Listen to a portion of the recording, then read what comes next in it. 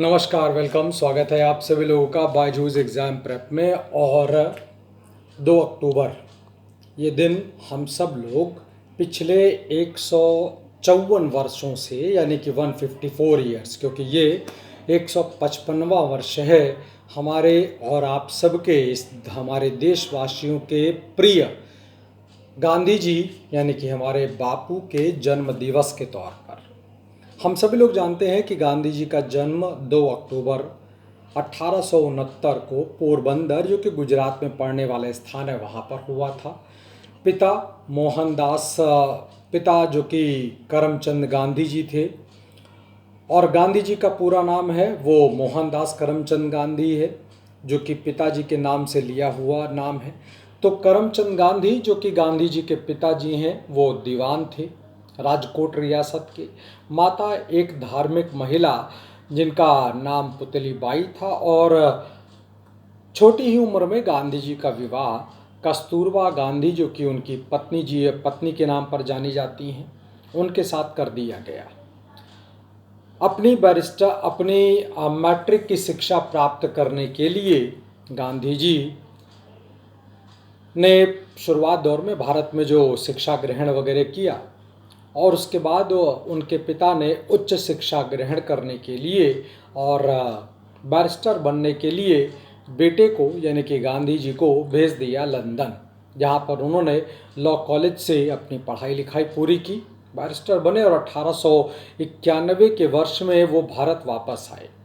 शुरुआत में उन्होंने भारत में अपने बैरिस्टर के काम का शुरुआत किया, लेकिन बहुत अधिक सफलता नहीं मिली। इसी दौरान 1893 के वर्ष में उनकी मुलाकात दादा अब्दुल्ला से हो जाती है, और दादा अब्दुल्ला के साथ गांधी जी दक्षिण अफ्रीका चले जाते हैं, और दक्षिण अफ्रीका में उनका एक राजनैतिक जीवन शुरू होता है, क्योंकि दक्षिण अफ्रीका में कुछ ऐसे नियम बन गए थे, विशेषकर भारतीयों के लिए, विशेषकर वहाँ के रहने वाले जो मूल समुदाय के लोग हैं, जिन्हें अंग्रेज काले लोग कहा करते थे। तो उन कानूनों का विरोध करने के लिए गांधी जी ने 11 सितंबर 1906 को सत्याग्रह किया, और ये सत्याग्रह शुरू हुआ तो 1914 में तब जाकर ख़त्म हुआ, जब सभी लोगों को संवैधानिक तौर पर एक नागरिकों के जो अधिकार होते हैं वो दिलवा दिया। एक सफलतापूर्वक जीवन, और इस अफ्रीका के जीवन में गांधी जी को कई लोगों का मदद मिला। गांधी जी ने अफ्रीका में फेनिक्स आश्रम, टॉलस्टॉय फार्म को बनाया, जहाँ पर उन्होंने लोगों को बहुत कुछ शिक्षा दी, बहुत कुछ बताया, किस प्रकार क्रूरता अत्याचार से लड़ना चाहिए। और साथ ही साथ सबसे बड़ी बात कि अगर आप स्वस्थ रहेंगे तभी आप दूसरों से, यानी कि अन्याय के खिलाफ आवाज़ उठा पाएंगे। तो स्वच्छता को लेकर भी उन्होंने बहुत सारी शिक्षाएं दिया था, और आज हम लोग जो प्रतिवर्ष स्वच्छता दिवस मनाते हैं, वो कहीं ना कहीं गांधी जी के द्वारा दिए गए पाठ का ही एक हिस्सा कह लीजिए आप। फिलहाल 1914 राजनीतिक लड़ाई अफ्रीका की जीत करके गांधी जी 9 जनवरी 1915 भारत वापस आते हैं, और भारत में वापस आने के बाद अपने राजनीतिक गुरु गोपाल कृष्ण गोखले जी से मुलाकात करते हैं, साबरमती आश्रम को स्थापित करते हैं, और अब वो भारत में जो अत्याचार अंग्रेजी सरकार के द्वारा चल रहा था, किया जा रहा था, उसको समाप्त करने के लिए, उसका विरोध करने का जिम्मा उठाया, और 1916 के कांग्रेस के लखनऊ अधिवेशन से अपनी राजनीतिक शुरुआत की, और वहाँ से होने वाली शुरुआत ने गांधी जी को भारत का भी एक सर्वप्रिय नेता बना दिया। 1917, 18 और इन 2 वर्षों के दौरान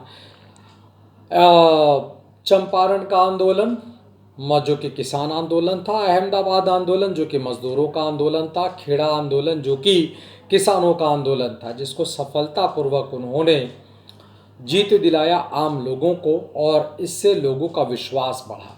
और इसी परिस्थितियों के बीच कुछ ऐसे कानून अंग्रेजी सरकार के द्वारा बनाए गए, जिन्हें हम लोग रॉलेट एक्ट कहते हैं। विरोध हुआ तो जलियांवाला बाग जैसा हत्याकांड तक हो गया।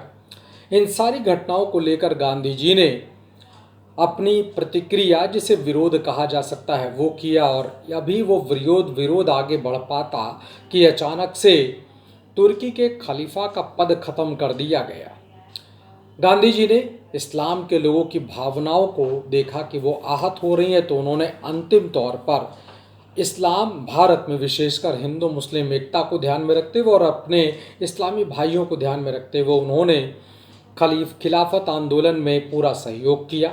और यहीं से शुरुआत हुई भारत के उस नए जन आंदोलन की, जो कि असहयोग के नाम पर जाना गया।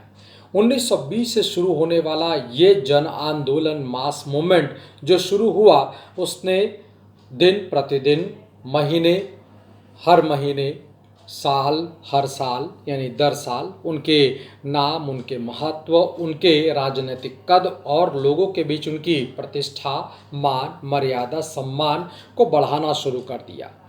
मैंने अभी कुछ देर पहले आपसे बताया मोहनदास करमचंद गांधी नाम था, लेकिन भारत में आते हैं, और भारत में आते हैं तो उनके सम्मान का आप अंदाज़ा इस बात से लगा सकते हैं कि उनको एक महान व्यक्तित्व रविन्द्रनाथ टैगोर जी के द्वारा महात्मा जैसी उपाधि दी जाती है। असहयोग से शुरू होने वाला ये सफ़र गांधी जी को आगे चलकर कई दिक्कतों, वो ये बड़ी लड़ाई थी, बहुत आसान नहीं थी, जिसके लिए गांधी जी को कई सारे दिक्कतों का, आंदोलनों का शुरुआत करना था। 1930 तक आते आते गांधी जी ने सविनय अवज्ञा आंदोलन की शुरुआत की और 1942 में गांधी जी ने उस आंदोलन को छेड़ा जिसे हम लोग भारत छोड़ो आंदोलन के नाम पर जानते हैं। और इस आंदोलनों के बीच गांधी जी एक अच्छी बात समझ रहे थे और अच्छी बात लोगों को बताना चाह रहे थे कि देखो, किसी भी देश की जीत, वो चाहे राजनीतिक हो, चाहे आर्थिक हो, चाहे सामाजिक हो, वो जीत हमेशा एक बात पर निर्भर होती है और वो होती है एकता।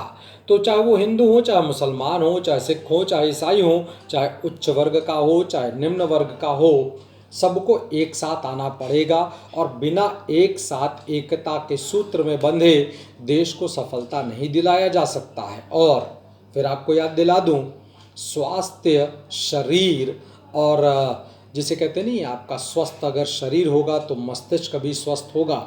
तो उन्होंने स्वच्छता को लेकर यहाँ पर भी ध्यान दिया। अपने साबरमती आश्रम में उन्होंने इसका भरपूर प्रयोग किया और भारत के लोगों को इसके बारे में सिखाया।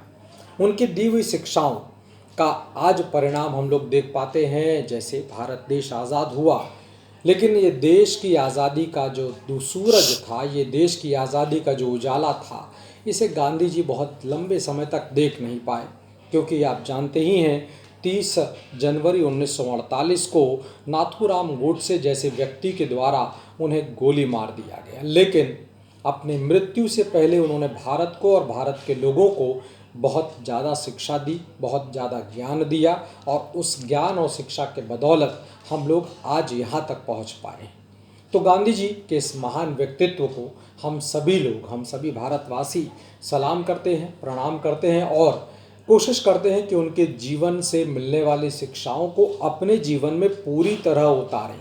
जो कुछ बच गया है उसे भी ख़त्म कर दिया जाए, यानी पूरा गांधी जी के आदर्श पर चलने का प्रयास किया जाए। और इस प्रयास को उनके 155वें जन्म दिवस, जो कि इस वर्ष हम लोग मना रहे हैं, इसमें फलीभूत करने का प्रयास किया जाए। प्रयास करेंगे, जीत मिलेगा, ये गांधी जी का भी मानना था।